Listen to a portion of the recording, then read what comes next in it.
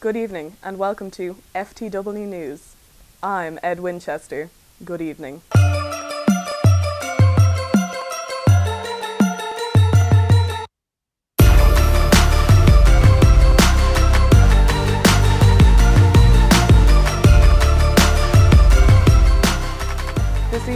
Good evening. Our headlines this evening are zombies roaming the streets of the not-made-up Raccoon City, a murder investigation is taking place after a dead body is found at Shooter House, and a drug raid has taken place in Tala.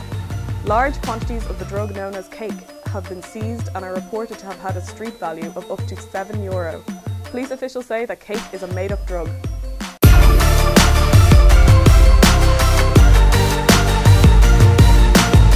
Pokemon activists have held protests against recent reports of Pokemon cruelty. The results of this report are highly shocking and bring to light many issues that for the most part have been ignored in our society. The audience should be aware that some scenes may contain footage which some viewers may find disturbing. Over to you, Tracy. Thanks, Ed. For the last 7 months, I have been travelling with a number of Pokemon trainers around the Orange Islands. Pokemon trainers who shall remain nameless for their own protection. While posing as a Pokemon watcher, I have witnessed innumerable acts of cruelty towards Pokemon and even conducted secret interviews with the captured Pokemon themselves. The following report shows the results of our investigation. Here on the scene I am joined by Chris Redfield. Hiya. And this majestic oak. Small and fluffy. Large and strong. Noble and kind. Our Pokemon have been our protectors and our friends since time began. But is this really how we treat our friends? Confined in tiny spaces, rarely allowed to see the light of day. Given small amounts of food and water, and forced to battle. The horrors of the life of Pokemon are only now coming to light. It may seem like second nature to us that Pokemon are kept in Pokeballs. This is an age-old tradition, dating back to when they were carved from acorns by skilled whittlers. But have we been blind to the harsh reality that this is in fact a form of torture? The wild Pokemon these trainers came across often resisted capture, as illustrated by our hidden cameras. Others, even after capture, were constantly trying to escape their spherical doom. In our society, Pokemon are seen as possessions. Free for anyone to claim as their own. The trainers in question displayed a disturbing lack of care for the Pokemon that they attempted to catch. And more of a nauseating desire to capture as many as possible. Is it natural to us that captured Pokemon are used to battle other creatures? We have all witnessed epic battles between various Pokemon. Some have even become famous legends and folktales. But we seem blinkered to the fallout of these battles. Pokemon are brutally beaten. Indeed, a battle is not deemed over by official Pokemon League guidelines until one of the Pokemon faints or is unable to battle any further. A Pokemon nurse and carer, who has decided to remain anonymous, has stated that Pokemon often arrive at the Pokemon Center in various levels of neglect and ill health due to battling. It's not only the battling that has been called into question, but the daily treatment of Pokemon that we have come to accept as natural. A Pokemon belonging to the trainers also reported suffering seizures after being exposed to a computer virus while inside cyberspace at the hands of the trainers. At this point, the Pokemon started to describe symptoms such as blurred vision, headaches, dizziness and nausea. Some, such as the Pokemon interviewed, experienced seizures and blindness.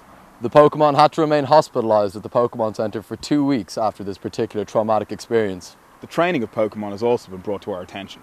It is seen as the main purpose of the trainer and can be an enjoyable experience for both trainer and pocket monster. However, it is not clear just how far some trainers will go to ensure that they are the very best. Trainers have been known to sink to terrible lows to power up their Pokemon to the next level. Here's a trainer seen forcing his creature to defy its natural fear and weakness to water in order to make it a stronger Pokemon. Unfortunately for Pokemon, it seems that striving towards a stronger fighting opponent is the only thought of the Pokemon trainer. Not many have ever stopped to question what else one can do with their Pokemon. These are clearly magical creatures. Some with the ability to summon fire or water. Some can cut down trees. Others can send both humans and Pokemon to sleep at the sound of a musical note. It seems counterproductive to exploit these talents for the purpose of warfare. Instead, they could be used to heal the world with their abilities. Build schools for those in underdeveloped countries or cure insomnia. It seems a long time indeed before a trainer throws a Pokeball and screams, "Charmander, I choose you," to help develop a democratic government free of corruption and fraud. To catch them is my real test. To train them is my goal. These points may be elementary to the Pokemon trainers' creed, where they stand on issues such as protection, fair treatment, and respect for all Pokemon, are much less distinct. I'm Tracy Sketchett. And I'm Chris Redfield. FTW News. Thousands of undead victims of the recent virus outbreak are roaming the streets of Raccoon City in hordes, say government officials today. The virus, traced back to Umbrella Corporation, a biomedical conglomerate, causes victims to reanimate moments after death, with only basic motor functions. These walking dead then engage in acts of extreme violence and cannibalism against anyone who crosses their path. When there's no more room in hell, the dead will walk the earth. That certainly is the case on the streets of Raccoon City tonight.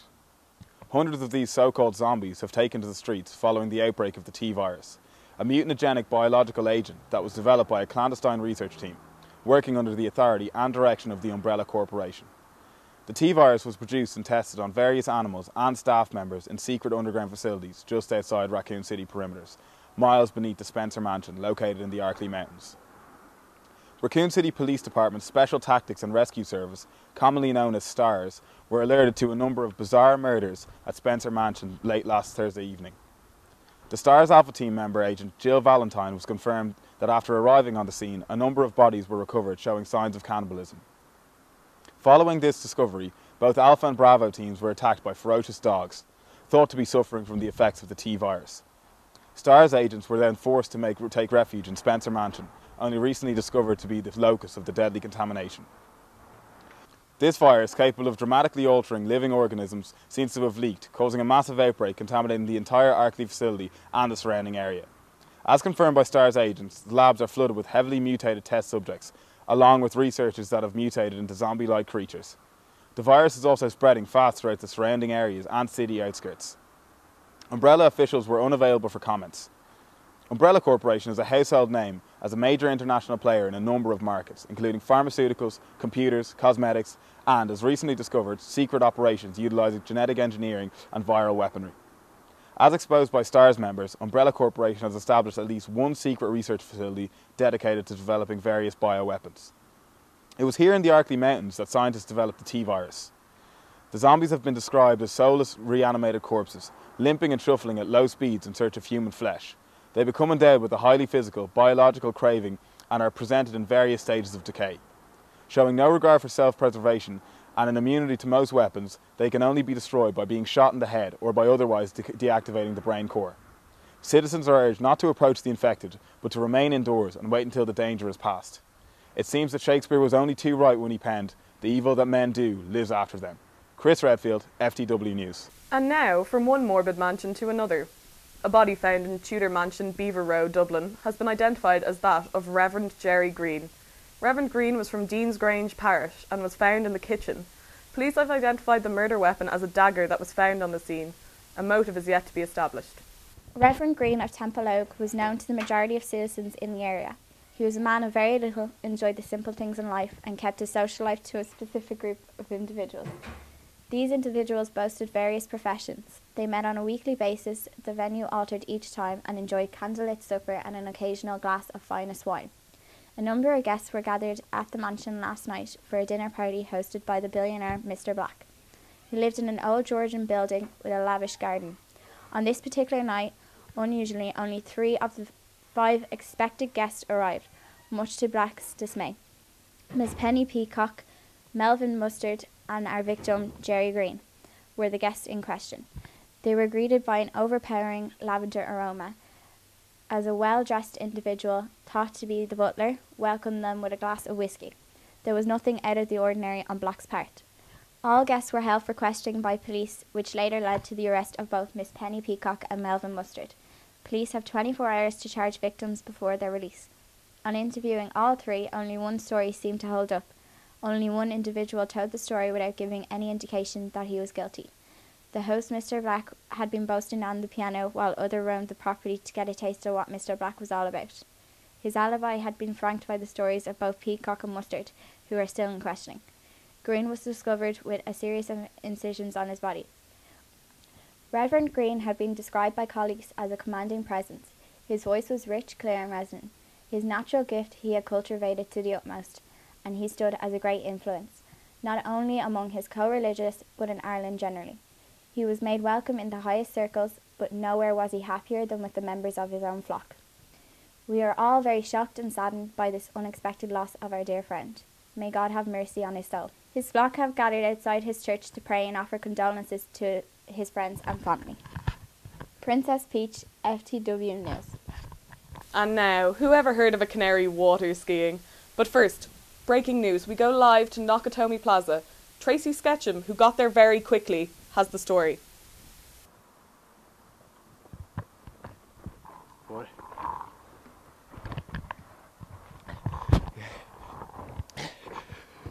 The Nakatomi Plaza, Los Angeles, has been taken over by terrorists. It is in our intelligence that the Nakatomi Company Christmas party was earlier disrupted by a group of criminals who authorities have described as terrorists working towards extremist goals. The alarm was raised 1 hour ago when Sergeant Al Powell of the LAPD was called in to investigate a disturbance at the plaza. As Sergeant Powell was carrying out his patrol, an unidentified body fell from one of the top floors of the building. The corpse landed on the bonnet of Powell's squad car. Powell was then opened fire upon by the terrorists. Powell managed to call for backup while he took refuge from the terrorist fire, in which his car was severely damaged. Powell told FTW News he got out of his car and walked to the main entrance, where he was met by one of the terrorists who passed himself off as a concierge clerk. Everything seemed to be in order and there was no sign of a disturbance. The man's English was excellent and he spoke with a Los Angeles accent, said Powell. The terrorists are currently holding all partygoers hostage within the building, and it is still unknown what the demands are. The telephone lines have been cut and all access to the building has been sealed. At this present moment in time, police say there is little knowledge of the terrorists or their goals which they believe they can achieve. It is now understood that a hostage from inside the Nakatomi Plaza was the first person to attract the attention of the police. The hostage contacted the LAPD by using a radio belonging to the terrorists. Said hostage is believed to still be alive and is giving information updates about the terrorists and their movements from within the plaza. It is believed that the terrorists are using extreme violence, and it has been reported that loud gunfire has been heard coming from inside the building. The death toll and the number of those injured is still unknown. The informant refuses to speak to any members of police other than Sergeant Powell. We caught up with Powell to find out more about the situation. We don't know shit, Powell. If there's terrorists in there, where's the list of demands? All we know is someone shot your car up. Excuse me, sir, what about the body that fell out the window? Probably some stockbroker got depressed. In fact, I think he's a cop. Maybe not LAPD, but definitely a badge. How do you know that?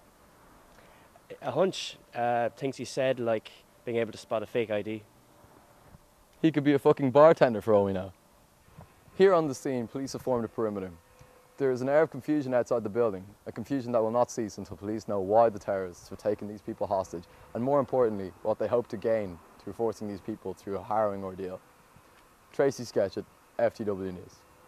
Good evening, and from Ed Winchester and the rest of the gang, thanks for watching FTW News. I'm Ed Winchester. Good evening.